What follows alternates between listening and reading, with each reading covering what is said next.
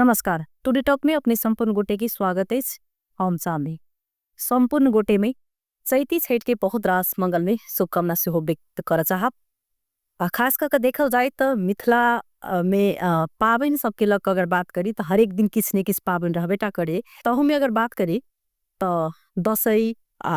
छठ जखन अबैत अछि तो बहुत ज्यादा से एकटा ई कही तो सबसे भीड़ वाला पाबन अछि आ सबसे आस्था के पाबन अगर कही तो छठ से। तो हमरा सबके साल में 2 बेर छठ अबैत अछि। तो एकटा कार्तिक में अबैत अछि आ एगो छठ अहाँके चैत में अबैत अछि। देखल जाए तो अखन विभिन्न ठाव में मिथिला क्षेत्र में ई चैती छठ सेहो अहाँके धूमधाम के साथ जैसे मनाओल जाइत अछि। सबसे विशेष अखन विधि यहाँ के चैती छठ में सेहो देखल गेले। तो एहि चैती छठ के महत्व के बारे में अही विषय पर आधारित रह के हम सब बातचीत करवाए सबके अतिथि छथि संस्कृत विज्ञ डॉक्टर गायत्री झा जी। हम सब पुरुष के बहुत बेर बजा चुकल छी, बहुत बात कर चुकल छी, लेकिन हमरा सबके बीच में विज्ञ के रूप में संस्कृत विज्ञ के रूप में छथि महिला गायत्री जी। अहाँ के स्वागत है। बहुत बहुत धन्यवाद हमरा ई मौका देलहुँ ताहि लेल।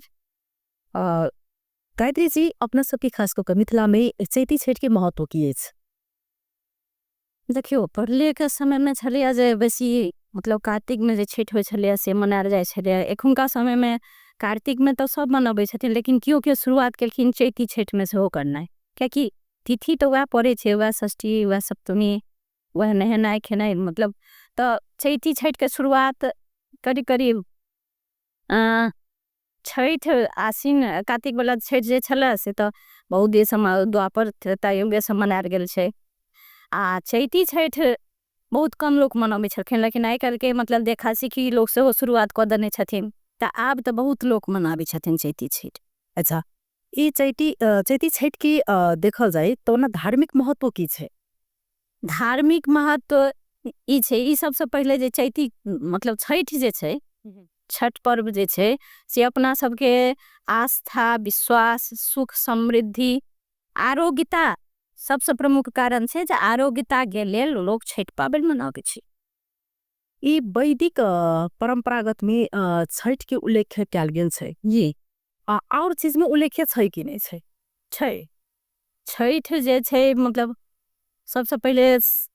कह किंवदंती हमहू सुने छे। ये उल्लेखित कुनु में छे जे सीताजी से हो छठ के ने रहथिन अपना पुत्री तहन लव कुश जे जन्मलखिन त लव रहथिन आ कुश के जगह पर मतलब कुश के आसन द के बनायल गेले त वो छठ पाबन केलखिन। त हुनका कुश पुत्र रूप में प्राप्ति भेल छे वाल्मीकि जी के आशीर्वाद से। त लव कुश दुनू भेलखिन। तकर बाद द्वापर युग में से की कहे छे द्रौपदी से केने छलखिन, जहन हुनका की कहे छे उत्तरा के गर्भ में जे मतलब मार देल गेल रहे हुनका बच्चा के, ठीक बांस अश्वत्थामा जे बांस चढ़ने रहथिन से जे मरलखिन, जे बांध ले गेलो बच्चा के, तो बेटे में मर गेले। तो ओकरा जीवित करे के लेल ओ चैती छठ केलखिन, छठ पर्व केलखिन। तहन हुनकर से मतलब जे प्राण जे छलन से फिर से वापस एले। ओ मर गेल रहथिन बजा देखिए अभिमन्यु के रूप में जन्म लेने छथिन। जी जेना अखन देखल जाए तो बहुत चीज में अखन परिवर्तन भ चुकल अछि। एकटा मानी तो ई यहाँ की हिंदू धर्मावलंबी सबके लेल सबसे पैघ छठ के पाबन मानल जाए छे। बहुत रास परिवर्तन अहाँ के देखल गेल से। एमे कतिक परिवर्तन देखल लिए, जना पहले अहाँ के बासे के चंगेरा में अर्घ देल जाए छले, माइट के अहाँ के अर्घ सब ओइमे राखल जाए छले, कुसिया कुरबार कहल जाए छे, उ सब राखल जाए। लेकिन अखन ई चीज सब के लोग निरंतरता देने छे कि की भ चुकल छे? एकरो पाछा एकटा कारण छे। देखियो बांस किया छले, अपना सबके बांस जे छे से वंश वृद्धि के लेल राखे छले। त एखनो के समय में मतलब नहीं किछो तो एकटा की कहे छे ढाकिए के बांस के राखल जाए छे। जना कि माइटे के समान, त माइटे में एकटा नहीं हो छे त हाथियो माइट राखे छे। माइट बांस ई सब जे छे से वंश वृद्धि के अथी छे। माइट अहाँ के कहियो मरे वाला नहीं छे। ओही पृथ्वी पर सब प्राणी रहे छथिन, जीव जंतु से लक मनुष्य जते के अथी छथिन। त एकोटा ने एकोटा रखबे। हां परिवर्तन एहि द्वारे भेल छे कि पहिलका समय में अब माइट के बर्तन लोग घर में यूज करे छले, ओकरा प्रयोग करे छले। आब तो ओते लोग प्रयोग नहीं करे छे, त लोग घैलो घर में नहीं राखे छे, फ्रिज भ गेले। त आधुनिकता में या भ गेले जे अब माइट के बर्तन लोग करते। तो एला पाबनि तिहार लोग मतलब काज करे छे या मूड़न उपनयन सब भेल ओहि सबमे लोग माटि के बर्तन के काज करे छे ओना आन दिना आब ओकर प्रयोगे नहीं होइ छे बेसी तै के कारण से अच्छा कहल जाइ छलै जे एकटा साइंस के अनुसार सही चीज कहि देली जे फ्रीज अखन भऽ चुकल छै पहिले लोग घैल के पानि के अस्वस्थ माने छलै नीक माने छलै है ना तो घैल के लोग पानि पीबी छलै अखन लोग के फ्रीज भऽ चुकल छै पहिने लोग डिब्बा के सामग्री मतलब नहीं रखे छलै माटि में नून रखे छलै ए अनुसार चलो बीतो के अनुसार चलो रखे त ई परिवर्तन भऽ रहल छै आस्था उखड़ि रहल छै नहीं बड़े परिवर्तन नहीं उखड़ अगर छठ के ठाव में अगर कहल जाए छै जे छठ में भुसवा के ठकुआ के बहुत ज्यादा महत्व राखल जाए छै अगर भुसवा ठकुआ के ठाव पर दोसर अर्घ त नहीं देल जाए छै त फिर किया परिवर्तन किया अब लोग के सोच के परिवर्तन भ गेल छै लोग सोचे छै जे फ्रिज के पानी लेकिन फ्रिज देखो फ्रिज के पानी खराबी करे छै घैला के पानी खराबी नहीं करे छलिए कियाकि ओइमे माटि के तत्व जे छले से लोग खींच के ओ पानी जल पीबे छले तो लोग के शरीर में फायदा करे छले लेकिन फ्रिज में अगर ठंडा बर्फ वाला पानी पीबे छै तो देखियो अक्सर अहाँ के सबके सर्दी खांसी के अथी रहे छै तहिना की कहे छै ठकुआ भुसबा सब ई अपन सबके जते पाबनि छै ने से सब मतलब की कहे छै पर्यावरण पर आधारित छै हरेक पाबनि जेना कि ठकुआ भुसबा किया मनायल जाय छै ओना लोग गुड़ कम खेते ठकुआ भुसबा के पाबनि की होइ छै जेना कि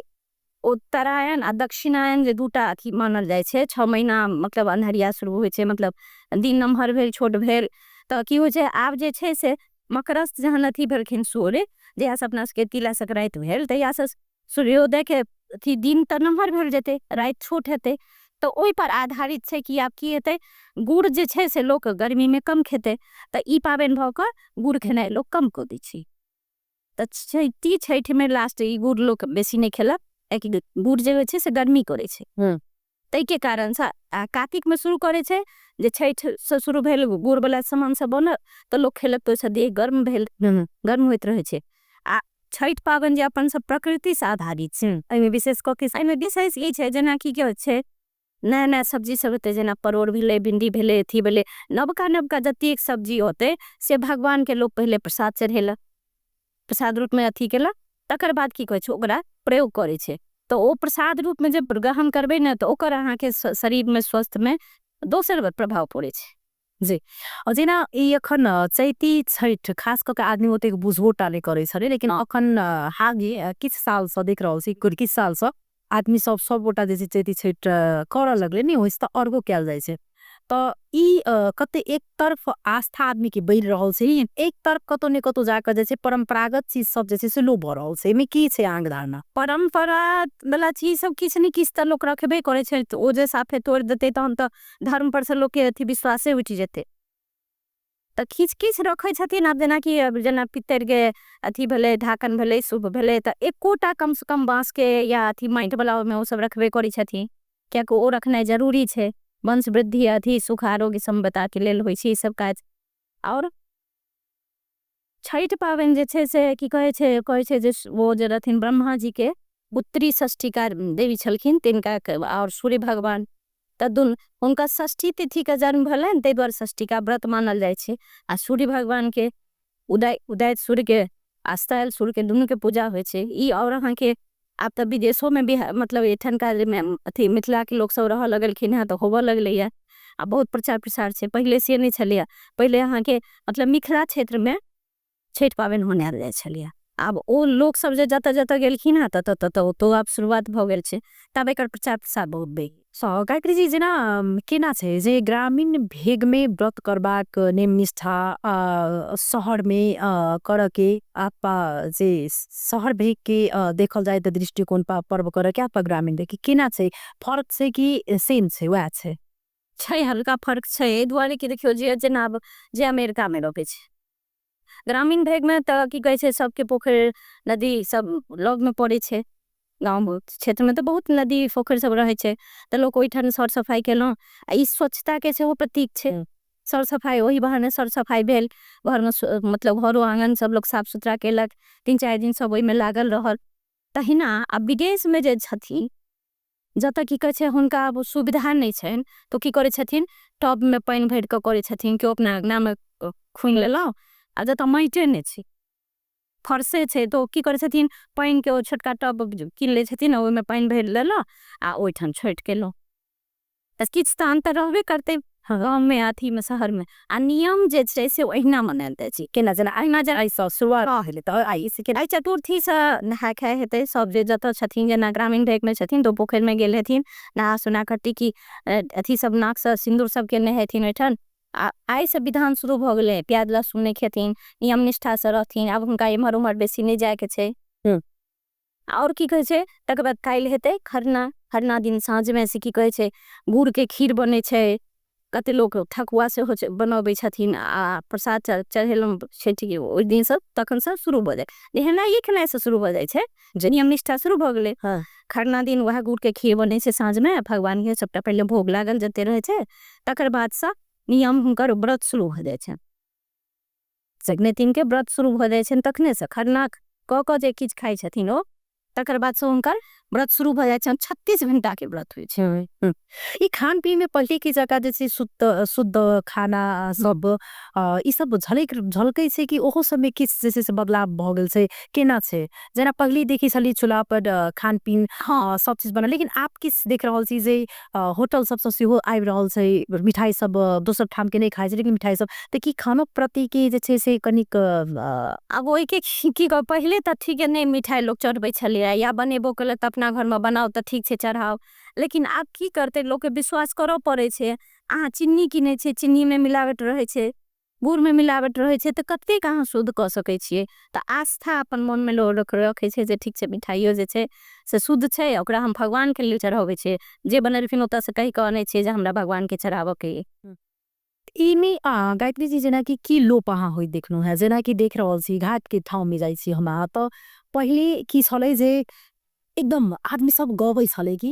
जे पहिले एकदम सब गोटा के गीत गबै छली तऽ एक पुस्ता से दोसर पुस्ता ओ चीज के सीखे छले अखन अगर अही परिवर्तन से देखिस पहिलका अहाँ अपना पुस्ता के देखने हेबै ओहि अनुसार से लेकिन आप के देख रहल छी जे ई संस्कृत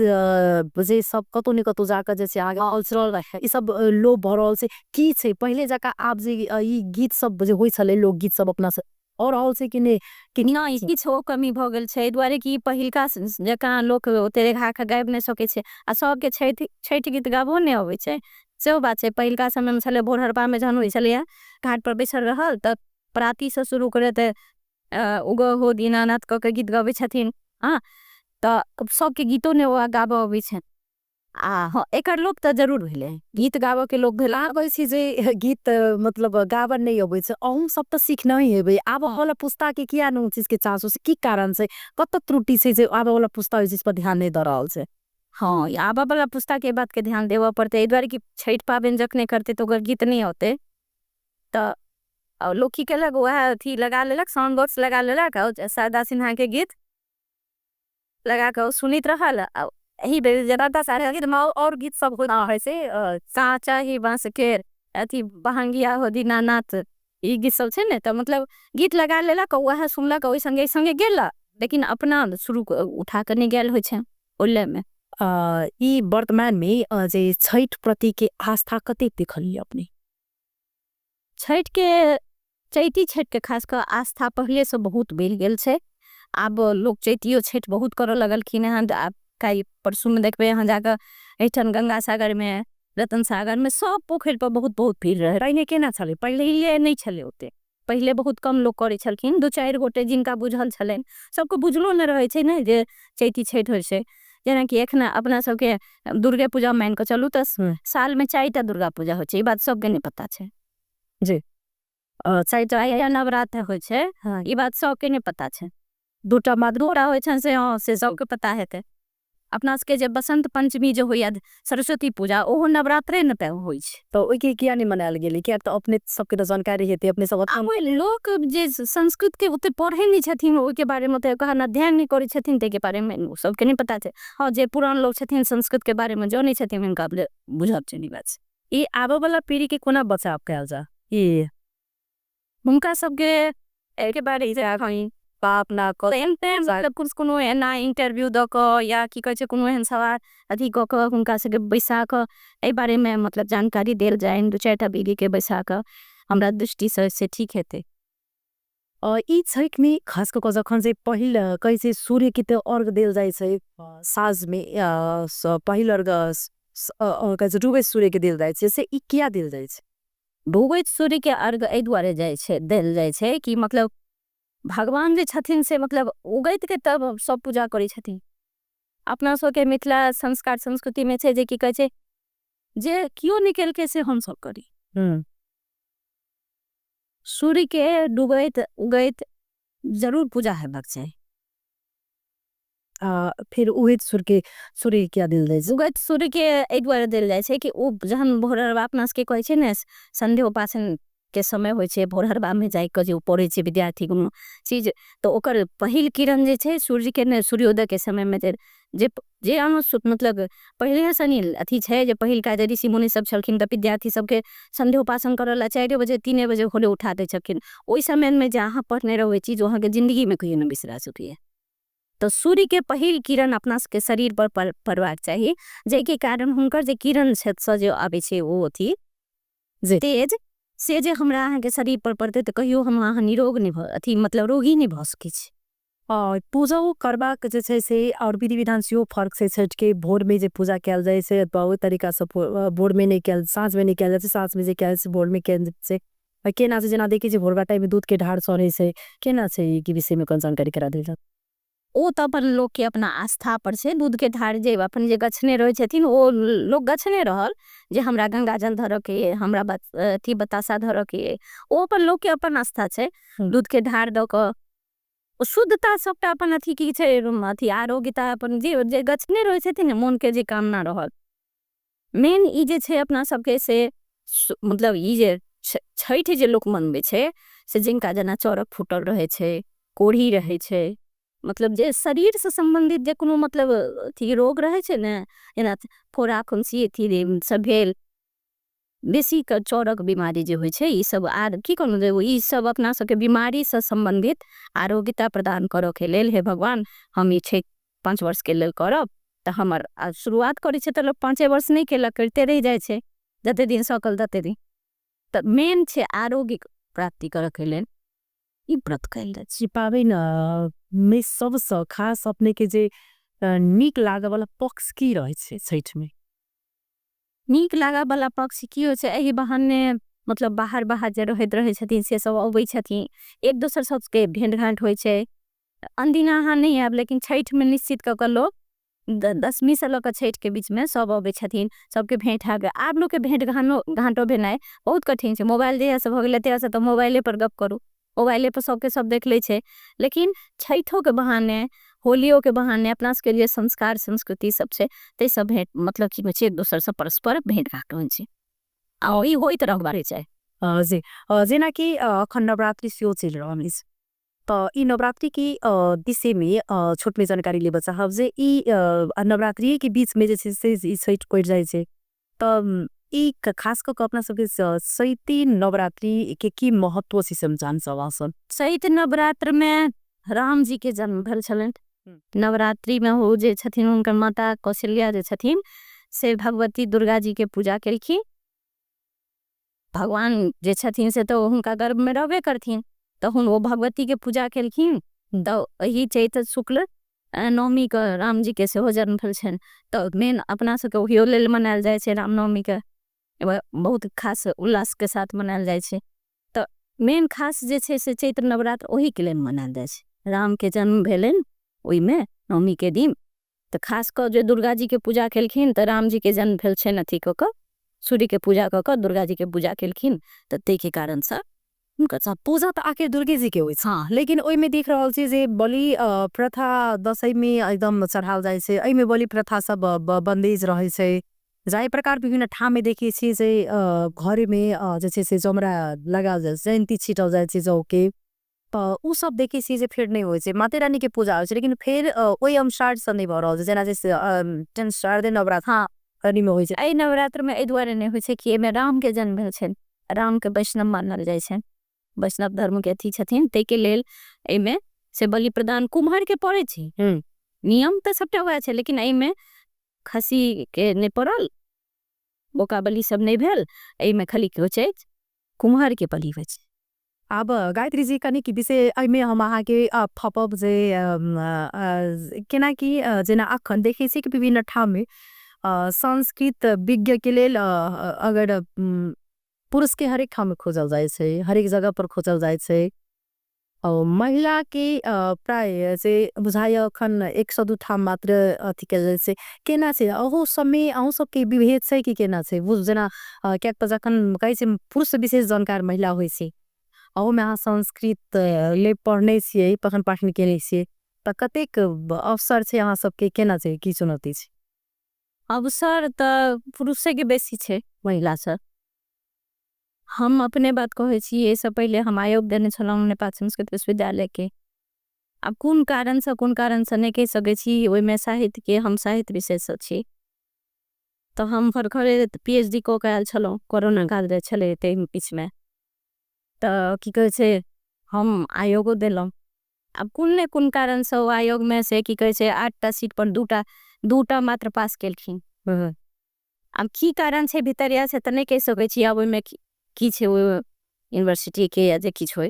वो सेवा आयोग लेके ओकर एग्जाम लोक सेवा आयोग से भेले। अब जे कारण होय हम फिर प्रयास में हम लगले छी जो हम फिर से आयोग दी नाम निकाली हमारा अपन इंटरेस्ट छे। जे एक चीज अपने की देखल की गेले जेना कि हम अहाँ अखनो बातचीत कर रहल छी एकदम परंपरागत चीज जे सब मिथिला महान पाबन माने वाला छठ से और छठ के आइक देखा सी कि हरेक ठाम में कैल जाए छे बेटा आस्था दिनो दिन बेर रहल छे आदमी के वह चीज से छठ में अखन देखल गेले। एक चीज हम अहाँ के देखू कि जे कहे छे आगा जाए छे तो पाछा के चीज बहुत चीज आदमी छोड़ दे छे। लेकिन अपने में एक चीज हम की देखी से कि हरेक ठाम में अपने के अथवा कोनो भी मंच होय सांस्कृतिक कार्यक्रम होय अथवा कोनो भी ठाम में अपने की मात सा एक साड़ी नहीं खसाई छे कखनो ई की छे पुन जन्मी जे कहे छे आदमी एक मानल दाई सोच तरीका से कहे छे मन चंगा त कटौती में गंगा आदमी एक शॉर्ट में जवाब दे छे एमे की छे आग्रह ना एकटा एकरो अथी छे कारण छे अपने सब नहीं बुझे छे वो अलग बात छे। अपना सब के विवाह जे होय छे ना त घूंघट देल जाय छे ना त की होय छे नहिरा के पक्ष जे छथिन से ओकरा उखाड़ दे छथिन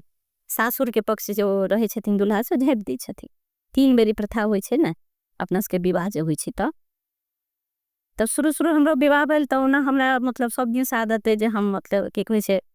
माथ पर साड़ी रखबे करे छी। तैयो एक दिन की भ गेल हमरा माथ पर साड़ी हम नहिरा में रही हमर बाबूजी वैदिक छथि दरभंगा संस्कृत विश्वविद्यालय जे पे कुलपति छलखिन हैं इतारे भ गेलखिन हैं त बाबूजी हमरा कहलखिन जे बेटी तोहर विवाह भ गेल छ आ विवाह में घूंघट किया पड़े छे जहन बेटी के विवाह भ जाए त माथ के झाँप के रखबाक चाही सर ढक के रहे छे तो ककरो घर के इज्जत होय छे। त साड़ी वही द्वारा माथ पर धरे छे जो ककरो घर के इज्जत हो जाए झाँप के जे रहते ना इज्जत छापले निक लोग छे। हम आई द्वारे हाँ जी हाँ आई द्वारे कि देखे छी कि छठ में प्राय देखे छी पुरुष महिला सब पाइन में ठाड़ होय छन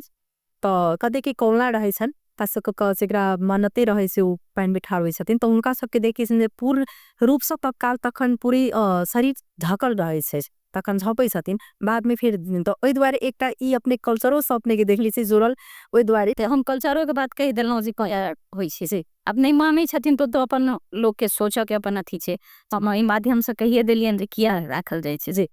जेना एकटा चीज आब जे ई सामाजिक संजाल अखन बहुत से अपने के जेना भ चुकल जे फेसबुक होय यूट्यूब होय ट्विटर बहुत एहन चीज छे जे आदमी देख सकै छे। आई के लक अपना सबके छठ पाबन ई केना क जे छे से ई दिनो दिन विस्तार हेतै केना क एकर बचाव हेतै आबा वाला पीढ़ी केना क ई चीज के फेर से बुझतै आई के लेल की केला से बेटर हेतै हम साफ जानती में अपने ई चीज की जानकारी कर देल जा। हमर कहब छे जे की कहे छे देखियो ठीक छे बहुत परिवर्तन करू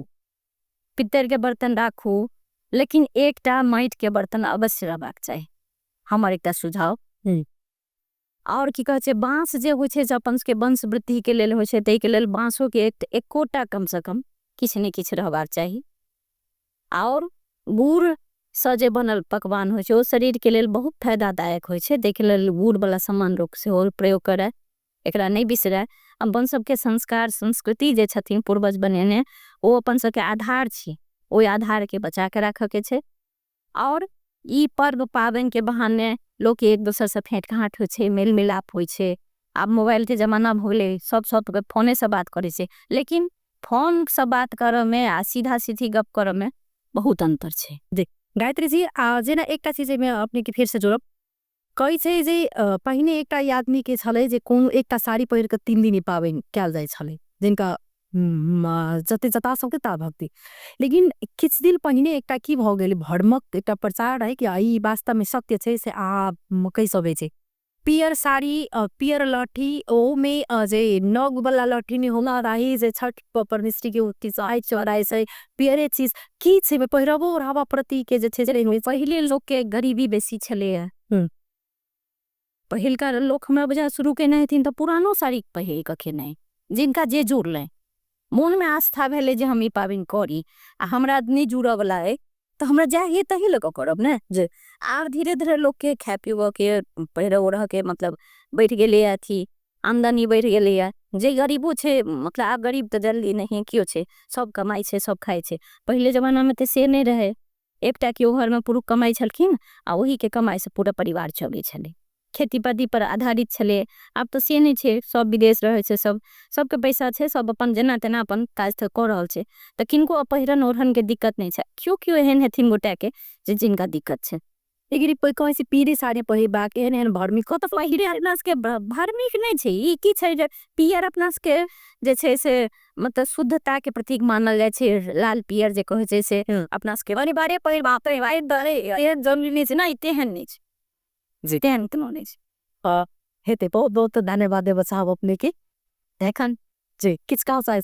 हम दुर्गा पूजा चल रहल छे त जयंती मंगला काली भद्रकाली कपालिनी दुर्गा क्षमा शिवा धात्री स्वाहा सुधारिणी बहुत बहुत धन्यवाद देव साहब गायत्री जी अपने की हमरा सबके बीच में चले था संस्कृत विज्ञ डॉक्टर गायत्री झा जी उनका हम सब बातचीत के नुआ हमरा सबके संपूर्ण छठ की जानकारी दे था से कतौ नहीं कतौ जाकर जे छै से परिवर्तन नया परिवर्तन सब भ रहल अछि तो में कतौ जाकर जे छै से धार्मिको चीज पर खलल त नहीं रहल छै की सब लोग भेल की नया परिवर्तन भेल ई संपूर्ण जानकारी हम सब लेनो छठ के प्रसंग में तो गायत्री झा जी बहुत बहुत धन्यवाद दैत कार्यक्रम से विदा लेब नमस्कार।